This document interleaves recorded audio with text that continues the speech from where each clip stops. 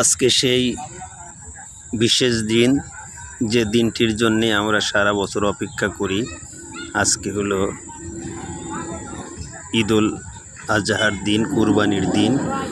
আমাদের সমাজের সবাই মিলে, চাচা ভাতিজা ভাই বিরাদার নাতিপুতি মিলে এই যে গরু কাটা হচ্ছে, সেই গরু কাটার মধ্য দিয়েই ঈদের আনন্দের বহিঃপ্রকাশ হতে চলেছে। নামাজ পড়ার পরপরই সবাই মিলে এই কাজটি করে থাকে, আনন্দের সাথেই করে, কাউকেই জোর করা হয় না, স্বইচ্ছায় এসে এসে এই কাজগুলোই করে থাকে।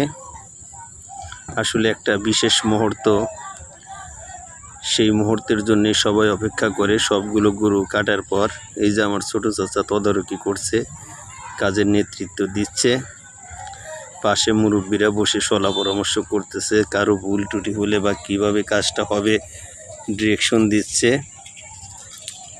খুবই আনন্দের দিন।